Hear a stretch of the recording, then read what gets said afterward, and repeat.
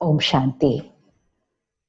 आध्यात्मिकता द्वारा आत्मनिर्भर भारत शीर्षक ही इतना प्यारा है और इस सब में एक एक शब्द जो है वो ज्ञान से भरपूर है। पहला शब्द आध्यात्मिकता और दूसरा शब्द आत्मनिर्भर। आध्यात्मिकता, स्पिरिचुअलिटी। कई बार हम आध्यात्मिकता को उसके सही अर्थ में नहीं समझ पाते और हम में से कई लोग कई बार कह देते हैं मुझे आध्यात्म में इंटरेस्ट नहीं है, कभी कहते हैं नहीं मुझे रुचि नहीं है, कभी कभी हम कहते हैं ये मेरी उम्र नहीं है, या कहते हैं हम आध्यात्म के तरफ क्या जरूरत क्या है इस ज्ञान की या स्पिरिचुअलिटी की। तो आध्यात्मिकता ये शब्द सुनते ही हमारे सामने एक बहुत अलग सा चित्र आ जाता है। हमें लगता है स्पिरिचुअलिटी, आध्यात्मिकता मतलब अपनी रोजमर्रा की जीवन से कुछ अलग जीवन जीना, परिवार से किनारा हो जाना, काम कारोबार से किनारा हो जाना और बस जैसे सिर्फ परमात्मा को याद करना, योग करना, ध्यान करना, ऐसी जीवन को आध्यात्मिकता कहते हैं। और जब हम ऐसा चित्र अपने मन पर बनाते हैं तो हम कहते नहीं, ऐसी जीवन मुझे नहीं चाहिए, मुझे जरूरत नहीं है इसके, क्योंकि हमने आध्यात्मिकता को सही अर्थ में नहीं समझा। स्पिरिचुअलिटी, आध्यात्मिकता मतलब आत्मा की शक्ति। स्पिरिचुअलिटी मतलब एक पर्सनालिटी, एक व्यक्तित्व जो आत्मा के गुणों से हर सोच क्रिएट करेगा, हर कर्म क्रिएट करेगा, जो आत्मा के ओरिजिनल संस्कारों में, अपने भाव, स्वभाव, कर्मों में आत्मा के ओरिजिनल संस्कारों को यूज करेगा। तो वो स्पिरिचुअल पर्सनालिटी है, वो एक आध्यात्म वाला व्यक्तित्व है। आत्मा एक शब्द है, इसको आत्मा न कहकर हम इसको लाइट कह सकते हैं, हम इसको शक्ति, पावर कह सकते हैं, हम इसको कॉन्शियसनेस कह सकते हैं। शब्द अलग अलग हैं लेकिन भाव को समझना जरूरी है। ये शरीर है और शरीर को चलाने वाली एक शक्ति है, वो शक्ति आत्मा है। आत्मा जो सोचती है, आत्मा वो शक्ति है जो महसूस करती है, आत्मा वो शक्ति है जो निर्णय लेती है कि क्या करना है क्या नहीं करना है, और आत्मा वो शक्ति है जो इन कर्म इंद्रियों द्वारा अपने निर्णय को कर्म में लाती है। और जो कर्म हम बार बार करते हैं वो हमारा संस्कार बन जाता है और उसके लिए भी हम कहते हैं ये संस्कार इस आत्मा का बन गया है, इसीलिए हम कहते हैं ये बहुत अच्छे संस्कारों वाली आत्मा है। तो जब हम इस शक्ति का ध्यान रखते हैं, आत्मा को जब हम शक्तिशाली बनाते हैं, पावरफुल, स्वस्थ बनाते हैं, तभी आत्मा सही सोचती है, सही निर्णय लेती है और इसके संस्कार और कर्म बहुत श्रेष्ठ होते हैं। आत्मा। अब आध्यात्म मतलब क्या? स्पिरिचुअलिटी मतलब जो आत्मा के निजी गुण है। और निजी गुण कौन से हैं, कौन से संस्कार है? आजकल अगर हम अपने संस्कारों को देखें, अपने आसपास के संस्कारों को देखें, लोगों को देखें, तो हमने अलग अलग संस्कारों को अपना भाव, स्वभाव मान लिया है। हमने कहा चिंता करना ये तो मेरा स्वभाव है, कोई कहता है गुस्सा तो मेरा स्वभाव है, कोई कहता है मुझे बहुत जल्दी जल्दी छोटी छोटी बातें बुरी लग जाती है, मन दुखी हो जाता है, फिर हम उन बातों को भूल भी नहीं पाते। तो कोई कहता है छोड़ दो ना, अभी क्यों इतना समय पकड़ के रखते हो बात को, इसको खत्म करो। कहते नहीं मेरा स्वभाव है, मुझे जल्दी जल्दी बात भूलती नहीं है। तो ये कमजोर आदतें, ये संस्कार जो हमारे लिए सही नहीं है, इनको हमने मेरा स्वभाव, स्वभाव मतलब स्व का भाव, इसको मैंने मेरा स्वभाव कहकर इन आदतों को ही अपना व्यक्तित्व बना लिया। ये आदतें, ये संस्कार हमारे बने हैं इस यात्रा पर। जीवन की यात्रा में हम चल रहे हैं ना, अलग अलग परिस्थितियां आती हैं, हर एक परिस्थिति में हम अलग अलग सोचते हैं, फिर निर्णय लेते हैं और फिर कर्म करते हैं, और जैसा कर्म करते हैं वैसा संस्कार बन जाता है। तो इस जीवन की यात्रा में अनेक जन्म लिए, शरीर लिया, शरीर छोड़ा, हर बार अलग परिवार, अलग परिस्थितियां और संस्कार बनते गए। तो ये कुछ संस्कार हमारे बन गए हैं, चिंता के, दुख के, निंदा के, ईर्ष्या के, एक दूसरे के साथ कंपैरिजन करना, रीस करना, कंपटीशन करना, ये हमारे संस्कार बन गए हैं। लेकिन ये हमारा स्वभाव नहीं है, ये तो ऊपर से लगे हुए दाग हैं। जैसे ये कपड़ा सफेद है तो हमें ज्ञान है ना कि इसका ओरिजिनल रंग तो सफेद है, लेकिन अब सारा दिन पहन के रखा है तो कुछ गिर जाता है, कुछ गिर जाता है, तो छोटे छोटे दाग लग जाते हैं। लेकिन हमें ज्ञान, आध्यात्मिकता मतलब ज्ञान, समझ, याद है कि इसका ओरिजिनल रंग सफेद है। जिसको ये भूल गया कि उसका ओरिजिनल रंग सफेद है, उसको लगेगा कि जो ऊपर से लगे दाग हैं वो ही उसका डिजाइन है। और कुछ समय बाद तो हम उस दाग को मिटाने की कोशिश भी नहीं करेंगे, क्योंकि हम कहेंगे ये दाग तो स्वाभाविक है, ये तो इसका रंग है। तो हम उस दाग को इस ड्रेस का व्यक्तित्व समझ लेते हैं।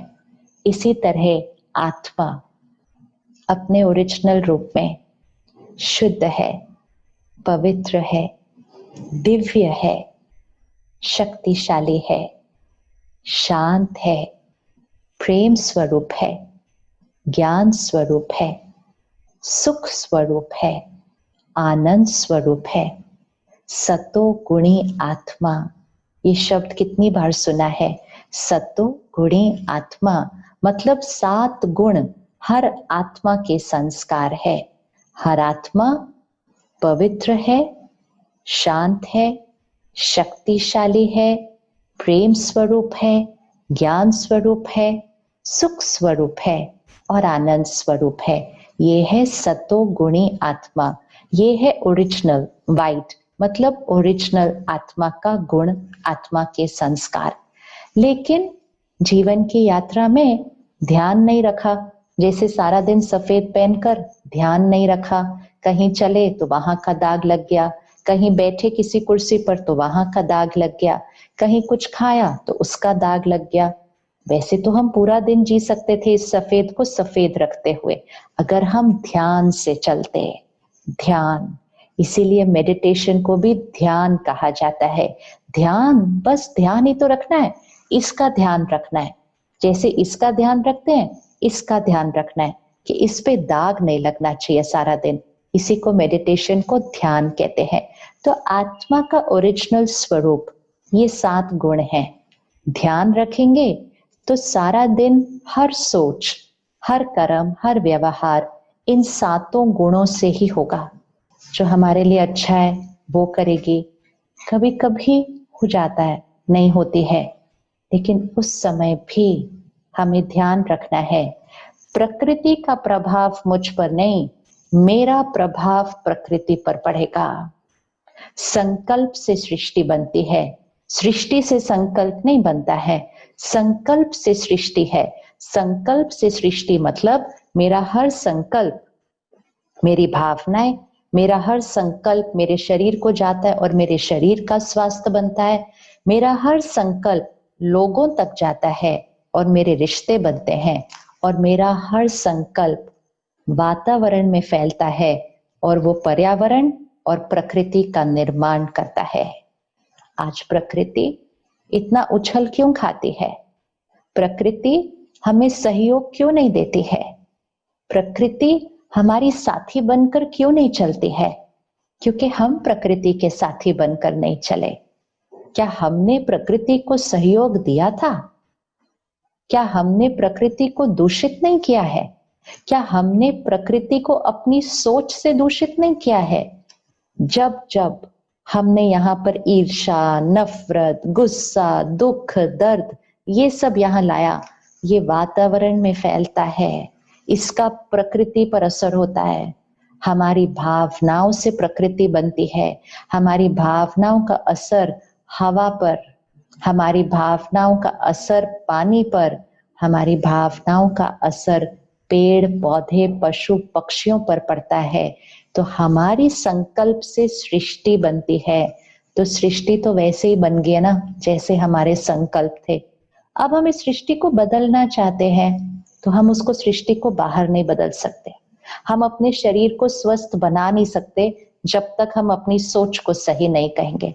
कितना भी अच्छा हम भोजन कर ले, हम व्यायाम, योगा, प्राणायाम कर ले, लेकिन अगर हम गलत सोच रहे हैं तो शरीर में कुछ ना कुछ ऊपर नीचे हो ही जाएगा, क्योंकि संकल्प से सृष्टि बनती है। ये शरीर का स्वास्थ्य इस सोच से बनता है। इसी तरह रिश्ते, हम रिश्तों में कितनी मेहनत करते हैं, सबसे अच्छे से बात करते हैं, प्यार से व्यवहार करते हैं, लेन देन सब अच्छा करते हैं, फिर भी रिश्ते इतने नाजुक हो गए हैं, छोटी सी बात पर एक दूसरे को समझ नहीं पाते, नाराज हो जाते हैं, कभी कभी तो गांठें पड़ जाती हैं, रिश्ते ही टूट जाते हैं। तो हम कहते हैं ऐसा क्या किया, मैंने इतनी मेहनत की इनके लिए, इतना ध्यान रखा इस रिश्ते का, फिर भी ये खुश नहीं है। क्योंकि हमने अपनी सारी मेहनत कहाँ की, यहाँ की और यहाँ की। यहाँ हम क्या सोच रहे थे एक दूसरे के लिए। कभी कभी हम किसी से नाराज हैं, उदास हैं, हमारी अपेक्षाएं ज्यादा हैं, वो हमारी अपेक्षाएं पूर्ण नहीं कर रहे, तो हम यहाँ उस रिश्ते में संतुष्ट नहीं है। असंतुष्ट यहाँ रहकर हम यहाँ से प्यार से बात करते हैं और बाहर बहुत अच्छा व्यवहार करते हैं, लेकिन रिश्ते कमजोर रह जाते हैं अगर यहाँ से हम उनके प्रति दुआएं, संतुष्टता, अगर हम उनको स्वीकार नहीं करते जैसे वो है, अगर हम अंदर से सोचते रहते हैं ये ऐसा है, ये ऐसा है, ये ऐसे नहीं होना चाहिए, ये ऐसे होना चाहिए, अंदर पर चिंतन उनके बारे में चलता रहता है, तो जो हम लोगों के बारे में अंदर सोचते हैं, हमारी सोच उन तक पहुंचती है और हमारी सोच से हमारे रिश्ते बनते हैं। संकल्प से सृष्टि। एंड चौथा शरीर, रिश्ते, मन की भावनाएं, एंड चौथा प्रकृति। आप सबको पता है कि हमारे संकल्पों का असर पानी पर पड़ता है, पेड़ पौधों पर पड़ता है, हवा पर पड़ता है। इसीलिए तो बचपन से सिखाया गया था, जैसा अन्न वैसा मन, जैसा पानी वैसी वाणी। मतलब हमारा असर उस पर पड़ता है और फिर उसको जब हम ग्रहण करते हैं तो उसके वाइब्रेशन का असर फिर हमारे मन पर पड़ता है। तो ये एक साइकिल में चला जाता है। अपने दूषित संस्कारों से, अपने नेगेटिव संस्कारों से हम पहले पर्यावरण को दूषित करते हैं और फिर जब वो पर्यावरण दूषित हो जाता है तो फिर वो पानी जब हम ग्रहण करते हैं, फिर वो सब्जी जब हम ग्रहण करते हैं, वो फल हम जब ग्रहण करते हैं, वो भी हमें शक्ति नहीं दे रहा आजकल।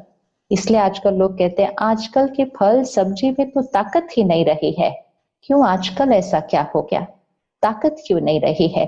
क्योंकि उसके अंदर हमारी वाइब्रेशन, हमारी ऊर्जा जो जा रही है वो बहुत सही नहीं है। तो संकल्प से सृष्टि, संकल्प से वातावरण बनता है। तो आध्यात्म, आत्मनिर्भरता का एकमात्र रास्ता है। तो आध्यात्म मतलब स्व को पहचानना, स्व को पहचान कर फिर परमात्मा को पहचानना, और आत्मा का परमात्मा के साथ जब कनेक्शन जुड़ता है, एक बहुत प्यारा सा पर्सनल, बड़ा व्यक्तिगत परमात्मा के साथ रिश्ता जुड़ता है। परमात्मा का ज्ञान रोज अध्ययन करें, रोज सुबह आधा एक घंटे का समय अपने लिए रखें। सारा दिन हमें सबका ध्यान रखना है, लेकिन एक घंटा तो हमारा अपने लिए होना चाहिए। तो सुबह का एक घंटा अपने लिए रखें। सुबह का एक घंटा आध्यात्मिक स्टडी, आध्यात्म अध्ययन, स्पिरिचुअल स्टडी, मतलब परमात्मा द्वारा जो ज्ञान मिलता है, उस ज्ञान में क्या होता है? पवित्रता होती है, दिव्यता होती है, शक्ति होती है, सही सोचने का तरीका सिखाता है, सही कर्म करने की ताकत देता है, सही और गलत की पहचान देता है। तो आध्यात्मिक स्टडी वो सुबह सुबह एक घंटे का समय अपने लिए रखें। आजकल हम सबके पास फोन है, फोन पे तो सारी बातें आ जाती हैं, लेकिन सुबह सुबह तो हमें फोन नहीं देखना चाहिए। ये एक छोटा सा आदत, छोटी सी आदत, छोटा सा अभ्यास करें कि सुबह उठते ही सबसे पहले फोन नहीं देखना चाहिए एक घंटे के लिए। वो एक घंटा अपने लिए रखें, इन दो शक्तियों के लिए, ईश्वरीय शक्ति और आंतरिक शक्ति। ये दो शक्तियां जब जुड़ जाती हैं, ईश्वरीय शक्ति को जब आप अपने अंदर ग्रहण कर लेते हैं, आंतरिक शक्ति जब बढ़ जाती है, तो बाहर की हर शक्ति पर हमारा जो प्रभाव पड़ रहा है वो श्रेष्ठ प्रभाव शरीर को स्वस्थ, रिश्तों को मजबूत और पर्यावरण को सात्विक, सतो प्रधान बन जाएगा। जब यहां से वाइब्रेशन सही होगी, और यहां से सही कब होगी? जब इस आंतरिक शक्ति में ईश्वरीय शक्ति भर जाएगी। तो सुबह का 1 घंटा अपने लिए रखे, परमात्मा का दिया हुआ ज्ञान रोज अंदर भरे। ब्रह्मा कुमारी ईश्वरीय विश्वविद्यालय देश के कोने कोने में, आप जहां भी रहते हैं, आपके नजदीक में ही ब्रह्मा कुमारी राजयोग मेडिटेशन का सेवा केंद्र होगा। जहां भी आप रहते हैं वहां सेवा केंद्र होगा। हम सब उस सेंटर पर जाते हैं और रोज सुबह 1 घंटा परमात्मा की दी हुई पढ़ाई पढ़ते हैं। आप भी करके जरूर देखिएगा। तो वो 1 घंटा वो स्टडी जब हम करते हैं, और दूसरा परमात्मा के साथ योग, ध्यान, क्योंकि सारा दिन ध्यान रखना है ना, तो सुबह वो ध्यान करने की विधि से शक्ति भरनी होती है। तो सुबह उसका ध्यान, सारा दिन फिर अपना ध्यान। तो ध्यान, तो सुबह योग और ज्ञान, ये 2 शक्तियां, ज्ञान आध्यात्मिक अध्ययन, दूसरा योग मेडिटेशन ध्यान की विधि, ये दोनों चीजें 1 घंटे में हो जाती हैं। जब सुबह सुबह ये 1 घंटा अपने लिए भर लिया, आत्मा की शक्तियों को बढ़ा लिया, तो फिर सारा दिन इसका ध्यान रखना बहुत सहज हो जाएगा, क्योंकि सुबह सुबह इसको शक्तिशाली बना लिया है। जैसे हम शरीर के लिए सुबह सुबह अच्छा नाश्ता करते हैं, योगा प्राणायाम व्यायाम करते हैं, फिर सारा दिन हम घर से बाहर अपने बाकी काम करते हैं, लेकिन सुबह थोड़ा सा समय तो अपने शरीर को देते ही हैं। इसी तरह सुबह थोड़ा सा समय आत्मा जिस पर सब कुछ निर्भर है, वो आत्मनिर्भर होने के लिए सुबह सुबह उस आत्मा को सशक्त बनाना बहुत बहुत जरूरी है। तो इसलिए सुबह का ये 1 घंटा अपने लिए रखिए। फिर सारा दिन में जो सुबह सुबह भरा 1 घंटा रुक कर, हर 1 घंटा, इस ईश्वरीय विश्वविद्यालय में एक बहुत सुंदर विधि है, हम उसको ट्रैफिक कंट्रोल कहते हैं। तो ट्रैफिक कंट्रोल मतलब हम हर 1 घंटे के बाद 1 मिनट के लिए रुकते हैं। जैसे सड़क पर रुकते हैं ना हर थोड़ी देर के बाद, नहीं रुकेंगे तो जाम हो जाएगा। इसी तरह मन को सुकून देने के लिए, संकल्पों को चेक करने के लिए, कोई दाग अगर लग गया है तो उसको साफ करने के लिए हम हर 1 घंटे के बाद 1 मिनट रुकते हैं। और 1 मिनट रुक कर फिर परमात्मा को याद करके जो दाग लगा है उसको साफ करके फिर अगले घंटे में कर्म करना शुरू करते हैं। तो ट्रैफिक कंट्रोल ये है मन का ट्रैफिक कंट्रोल। फिर भोजन खाने से पहले और पानी पीने से पहले, जैसा अन्न वैसा मन, जैसा पानी वैसी वाणी। तो हम सब सात्विक भोजन खाते हैं, दूसरा भोजन तो हम खा नहीं सकते, उसकी तो ऊर्जा ही अलग होती है, उसमें तो दर्द, दुख, हिंसा, मृत्यु होती है। वो वाइब्रेशन का खाना तो हम कैसे खा सकते हैं? क्योंकि अगर हम वो वाला भोजन करेंगे तो उस भोजन के वाइब्रेशन का असर हमारे मन पर, क्योंकि जैसा अन्न वैसा मन, तो उस भोजन के वाइब्रेशन का असर हमारे मन पर, और फिर हमारे मन के वाइब्रेशन का असर हमारी प्रकृति पर, हमारे पर्यावरण पर, हमारे खेतों पर, हमारे मन के वाइब्रेशन का असर पड़ता है। तो क्या हम अपने मन के वाइब्रेशन में किसी का दुख, किसी का गुस्सा, नफरत, किसी की हिंसा और मृत्यु के वाइब्रेशन लेकर हम खेतों में जाएंगे क्या? तो हम ऐसा भोजन नहीं खा सकते हैं। तो हम सब सात्विक भोजन करते हैं। सात्विक भोजन और पानी, इसको भी स्वीकार करने से पहले हमें इसकी वाइब्रेशन, इसकी ऊर्जा को भी बढ़ाना है। आध्यात्मिकता मतलब हम सब कुछ जो कर रहे हैं उसमें आत्मा की शक्ति बढ़ती रहनी चाहिए, ताकि वातावरण की कोई भी बात इस पर प्रभाव नहीं डालेगी, इसका प्रभाव वातावरण और प्रकृति पर पड़ेगा। तो भोजन करने से पहले पानी, दूध, लस्सी जो भी हम स्वीकार करते हैं उसको मुख में डालने से पहले हम 10 सेकंड के लिए रुकेंगे, और 10 सेकंड के लिए रुककर परमात्मा को याद करके परमात्मा के ज्ञान और शक्ति के श्रेष्ठ संकल्प उस भोजन में डालेंगे, उस पानी में डालेंगे, उस पानी की ऊर्जा को बदल देंगे, भोजन की ऊर्जा को बदल देंगे।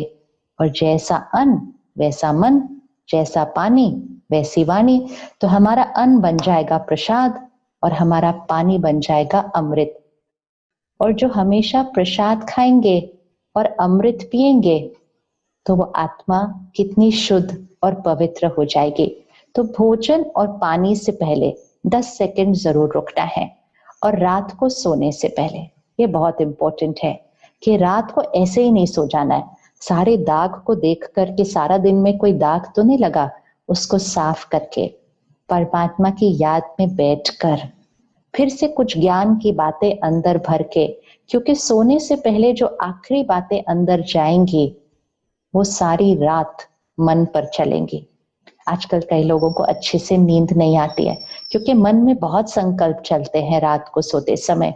कई बार तो शरीर सो गया है लेकिन मन चलता जाता है, तो स्वप्न भी अजीब अजीब से आते हैं क्योंकि मन नहीं थमा है, शरीर स्थिर होकर सो गया है।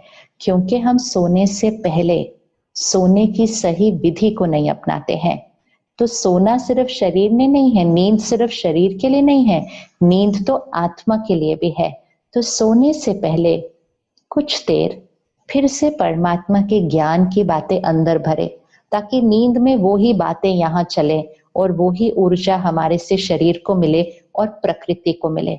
हमारे मन की स्थिति हमारी नींद में भी प्रकृति पर प्रभाव डाल रही है, क्योंकि वो हमारी ऊर्जा है, वो हमारा आभा मंडल है जो हमारे से चारों तरफ फैलता है। वो तो हमारे सिर्फ दिन में नहीं, नींद में भी हमारे से चारों तरफ फैल रहा है। तो हमारी नींद बहुत सत्व प्रधान होनी चाहिए। इसीलिए कहते हैं योग निद्रा, मतलब नींद भी योगी की होनी चाहिए। योगी जीवन, इवन नींद भी योगी वाली होनी चाहिए। तो उसके लिए रात को सोने से पहले परमात्मा को याद करके, लगे हुए दाग को मिटाकर, किसी के साथ कोई बात दिन में हुई हो ऊपर नीचे, क्षमा करके खत्म करके उस बात को मन के अंदर, और फिर वो ज्ञान को अंदर भर के फिर हम सोएंगे। तो कम नींद लेकिन शक्तिशाली नींद। तो बहुत छोटी छोटी बातें होती हैं। सुबह का 1 घंटा, फिर भोजन लेते समय, पानी पीते समय परमात्मा की याद, और फिर रात को सोने से पहले 10 मिनट वो ज्ञान और परमात्मा की याद। ये छोटी छोटी चीजें करने से दाग मिटते जाते हैं और आत्मा के वो 7 गुण हर संकल्प सोच में, हर बोल में और हर कर्म और व्यवहार में प्रत्यक्ष रूप में सामने आते हैं। और जब आत्मा के वो 7 गुण, वो 7 शक्तियां, प्यार, पवित्रता, शांति, शक्ति, ज्ञान, सुख और आनंद, जब ये 7 संस्कार प्रत्यक्ष हर सोच, बोल और कर्म में होंगे, मतलब ये आत्मा शक्तिशाली हो गई है। और शक्तिशाली आत्मा किसी पर निर्भर नहीं होती है। अब बात चाहे कुछ भी हो बाहर, तो आत्मनिर्भर से ये संसार परिवर्तन होगा। सत्युगी सृष्टि की स्थापना हम सबको मिलकर करनी है। और उस सत्युगी सृष्टि में प्रकृति हमेशा साथ साथ सहयोगी बनकर चलेगी। और उसका अभ्यास तो अभी से करना शुरू करना है कि कैसे प्रकृति को अपना सहयोगी, अपना साथी बनाना है। जैसे किसी व्यक्ति के साथ हम जैसा कर्म करेंगे वैसा ही तो हमारा रिश्ता बनेगा। प्रकृति के साथ भी जैसा हम कर्म करेंगे उसके साथ, वैसा ही हमारा प्रकृति के साथ बहुत सुंदर रिश्ता बन जाएगा। और ये संस्कारों के साथ हमने सत्युगी सृष्टि की स्थापना हम सबको मिलकर करनी है। तो इसलिए सेंटर पर जाकर परमात्मा इस ज्ञान को क्या हमें सिखा रहे हैं उसको अपने अंदर भरें, ध्यान लगाने की विधि सीखें और संस्कार परिवर्तन से संसार को परिवर्तन करने के कार्य में सबके साथ जुड़ जाएं। ओम शांति।